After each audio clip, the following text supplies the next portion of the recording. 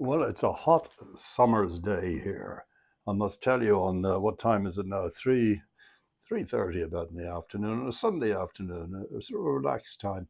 I'm in the conservatory here, what we call the not the green room, but the garden room, and I'll take a photograph and explain to you because we've hanging gardens and some stuff here. Anyway, I tell you what today I want to talk about is Jewish life in Marbella. It was, believe it or not, about 1983, that I moved out with my very young family to Marbella to buy a nightclub by James Hunt. He was then the world Formula One champion, and his club Oscars was his discotheque here. Like a lot of sports stars in those days, George Best, they bought boutiques and clubs and all. They hadn't got an idea what they were doing. They didn't stick to what they knew they were doing in sport. I didn't actually buy Oscars. I leased it for a year with the subject. I'm glad I did, subject to be able to buy it. Anyway, that's what I'm really talking about. What I am talking about is Jewish life here. Whilst I came here in '83, sometime around that time, early '83, was it early '83? My father had passed away. I'm '83, '84. And I went, of course, I was in Dublin and we sat Shiva for a week. Um, I came back here and I didn't really know of a Jewish community back here. I wasn't really an active Jew in Dublin either. I did. Look, I went to Adelaide Shul was my family shul, the shul that my grandfather went to Adelaide Shul. But I wanted to know more, and I joined the Liberals in Rathgar, are they? And I really enjoyed that because because part of the service is in English. I mean, it's all very well to stand in shul and blabbing away in Hebrew if you don't know what you're saying. You know, if you say the Shema, you can say Ashrei, you can say whatever you want, um, but the Amida. But do you know what you're saying? That's the thing. So the liberal shul, I felt uncomfortable with the organ playing on Shabbos and stuff like that. But I joined it and I enjoyed it. I certainly enjoyed it. Coming to Marbella after my father had died, I wanted to continue, maybe not to have morning service every morning, but to at least find a shul. And I found a shul by going to the main street of Marbella, going to a shoe shop there run by a family called Ohayon. Those Linden Shoes, I think it was called. And they told me that they run the shul in Marbella. They gave me the address and I went there. Interesting, the El Al Shul in Marbella is the first shul purposely built since the Inquisition in the early 1400s, a few years ago. And it was a Sephardic. Now, I've never heard of a Sephardic shul. I didn't know, I'm an Ashkenaz. I didn't know anything about the Sephardic, and it wasn't very common in Dublin, that's for sure. And it was very odd. It was almost like going to listen to Muslims, almost like going to listen to Muslims praying in a mosque. It's because of the way that they chanted. It wasn't so tuneful as an Ashkenaz. I'm sure you know what I'm talking about. It wasn't so tuneful as Adon Olam Hashem Malach, all that. Um, but there it's more of a chant. I remember when my late mother came over for one of the boys' bar mitzvahs, and you know where you ladies sit upstairs, and you always seem to be able to speak to us men downstairs. And I don't know if anyone's ever told you ladies, but we don't understand a word you're saying. We sort of nod to be polite. But my mother was sort of indicating she wanted to go outside, and I went outside and said, "What's wrong?" She said, "Is this a shul or a mosque?" So that you could wouldn't no, but she jest. But it sort of summed up the feeling of someone who's never been to a Sephardic service, certainly this side of the world, where most of the family, Ohayon, and those families all come from North Africa, Morocco, Casablanca, Tangiers, etc.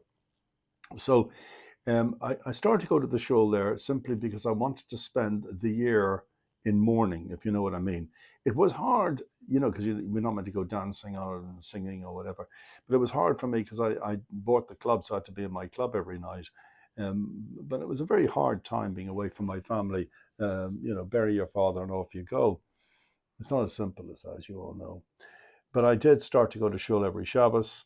At home with the family, we would bench the candles one day, and the kids would have their rachas and wine and what have you. I didn't want to run a from home. I didn't run um, how would you call it? It wasn't a kosher home, put it that way. But there was no trafing in the pork, prawn, shellfish, none of that stuff. But I did continue to put my tefillin on. Interesting. Still continue to put my tefillin on rather than go to the shul every morning. And then, of course, on Shabbos or Friday night, go to the shul, but more on Shabbos. And this really, gave you it was a very good Jewish life down here, a very good one. We had many functions and stuff celebrating the high holy days, the Pesachs, the Rosh Hashanah. In fact, because of the Sephardic shul, we eventually split on Yom Kippur and Rosh Hashanah, and we brought in a chazan from different countries. I remember one came in from, where was it, Poland? I think he was from, the other one, etc. And so the Ashkenaz would have, like, we had a hall, and then we had the shul, and the hall was attached to the shul. So that's where we'd have our Ashkenaz services for Yom Kippur and Rosh Hashanah. But we had plenty of parties and stuff like that. And that was my Jewish life down here, attending the shul, putting tefillin on in the morning. I came across zero anti-Semitism here. Let's just move forward a little bit right now. I have been using my father's tefillin, and so it's quite old, as you know, but I've been using it. I still lay the tefillin every morning, and I notice it's maybe a time for a new one. So I asked someone I knew who goes to Israel a lot, next time you're in Israel, would you mind picking me up a tefillin? And there's absolutely no problem. And they went into a shop in Tel Aviv, I think it was, and with FaceTime, they said, will this do? And I said, I thanked them. I said, absolutely, it's a tefillin. So they brought it back, and for me, and I have a bit of a big head. You're laughing now, but you know what I mean. And they said, if you want to make the strap bigger, do not undo the knot. It's quite a complicated thing. It looks quite simple, but it's quite complicated. Don't undo the knot and let a rabbi do it. And I said, well, which of the rabbi, they said, you've got a rabbi working, you've got the shul at the bottom of your road. And I said, what are you talking about? What shul? And it was the Chabad. Gee, I never knew that. I never knew there was a Chabad there. His name is Rabbi Mendy, the guy in charge. So I drove down to the bottom of, I said the bottom of my road, it's 10 minutes, 15 minutes down to the main road. I'm on the Ronda Road, if you want, Ben Havis. And I drove down there. It was a Sunday, and I knocked at the door. Geez, I was no sooner to the door, but Mendy attacked me and started wrapping me up with the tefillin. I thought he was going to hang me. And then I noticed there was tons of kids I didn't know. No, I've been here 40 years. There was 2 or 3 classes, Cheder classes going on. Who are all these people? And then I saw parents arrive that I've never seen in my life, Jewish parents, quite a few from Israel, many of them French, of course, being here. I was amazed by all of this. Anyway, Rabbi Mendy was charismatic. He was young. He was only, I think, in his early 40s. He's got 7 children. But and his wife is fabulous. She was taking some of the Cheder classes. And anyway, the long and short of it is, he said, oh, I hate that. The long and short of it is, he said, I gave him the tefillin, and he said, he undid the knot and did it properly and put it on. Perfect fit. Perfect. I was really happy. And then he said to me, is this kosher? Now, I thought this was a joke. Is this kosher? What does that mean? Is it kosher? Is it from Israel? How much kosher do you want? He said, look, I'm going to Gibraltar tomorrow. I'm going to see the rabbi there. Do you mind if I get it checked? And I said, absolutely, have it checked. And he got in touch with me and said, Morris, I hate to tell you this, but it's a fake. And he had inside, rather than a parchment scroll or anything, was a bit of paper. Yes, it was written on, and then there was sellotaping it together. And he said, it's just not kosher. That's that. I looked at, see, I'm a great believer. I looked at it and I thought, well, this is a message from the Almighty to keep my father's tefillin and keep wearing it, which I do. I still do to this day. But I fell totally in love with Chabad. I hadn't been to a service on this Sunday, but the following week I went to the service, and it was so different. It was so different. It was exciting. There was a lot of clapping. There was a lot of banging on the bimah and dancing around the bimah, and it was just it was all inspiring to me as a Jew. The Chabad just there was not just Rabbi Mendy, but there was two or three young Chabad visiting, and they saying that many Chabad, speaking to them, they said that many Chabad come to Marbella just to watch Mandy at work if you want. As we're leaving my first day, the first service, the Chabad service, it was about, and I was amazed because in our show in Marbella, in Real Casa, down in the Sephardic show in Marbella, we're lucky. We of course we get a million, but let's say 20 people, let's say, more or less on average. But in the Chabad, there was probably 100 people there. I was amazed. And what amazed me more is I didn't know any of them. So as I was leaving, Rabbi Mandy came over to me and said, "Where are you going? Would you not stay for lunch?" And I thought, well, is he inviting me for lunch to his house? Anyway, I went into the adjoining hall, and there had to be another 50 or 60 people sitting there. So in all, maybe 150 people. And we sat down on different tables. We set out like a fiesta hall. And waiters start bringing like an hors d'oeuvres, choices of potato salad, eggs,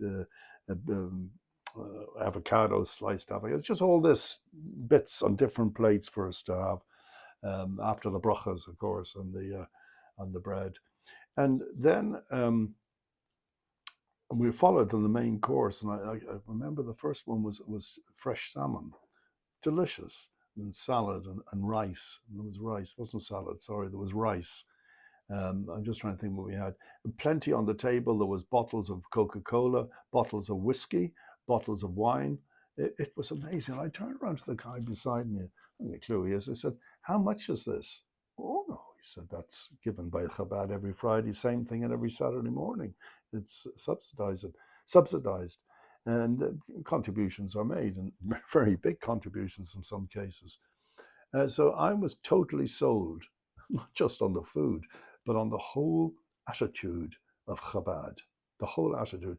And I believe in my heart and soul that Chabad are the saving grace of the Jews to come in the future, meaning they attract the young. Now, they are our future. I hate to tell you this. So any of you old grumpies that are going to shul and tzutzing, you want to watch the way the Chabad work. I'm sitting in shul and there's a kid running into the shul. He was dressed as an Israeli soldier. He probably was one of the rabbi's kids, probably about 5 years old.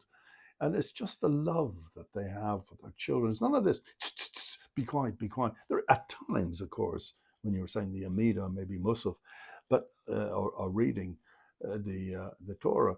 But other, it's extraordinary. People go out and they get a cup of coffee and come back into shul and they have the coffee with them. It's so much relaxed. Some of the people are in now it's summer and shorts and t-shirts, etc., etc., etc. And when I went to Dublin and I met the Chabad rabbi in Dublin, I was taken by him. He had a shop there. He had a hall there. It was really, I don't know, that is the future. In my point of view, now maybe the older people, not moi, but maybe the older people look at it very different than I look at it. Maybe. But anyway, that's my view of being a Jew in Marbella. The anti-Semitism here. These boys, the Chabad boys, there's probably 4 of them here at the moment with the rabbi. Rabbi Mendy goes down to Portabanus. I don't know if anyone knows Portabanus. He'll go there with the chauffeur and he'll blow it walking through the port. And any Jews having dinner, they come rushing out to say hello. And he says, come to shul tomorrow or whatever day it's going to be. And I asked one of the young rabbis, and I talked about guys in their 20s. We were having lunch yesterday. I said to him, I mean, you're walking around in all the garb. Well, they got a yarmulke, they got payas, that their tzitzis are hanging out. And I said to them, do you come across any anti-Semitism? And one of them said, only once, someone shouted out, "Free Palestine." And I turned around, he said, he turned around and he said, "I'm very sorry, I didn't know Palestine was free. Can I have two?" And the other person who shouted it ran away. But that's the only time I have heard of anything in Marbella. Now, I'm not saying that it won't blow up tomorrow morning, but I would hate to be living in London now. And as far as Ireland's concerned, gee, the government of Ireland, I mean, being a Jew living in Ireland, the shame of being a Jew living in Ireland. I was a really proud Irish Jew living abroad, especially when it came to rugby. But God, people see me now, and the only thing I said, "Morris, how do you feel about being Irish now?" And my kids, and even one of my grandchildren that are here, and they say, "Grandpa, why do the Irish hate the Israelis?" And I tried to sort of say, well, it's not they hate the Israelis, they support the Palestinians, I suppose. Anyway, that is my story of being a Jew in Marbella.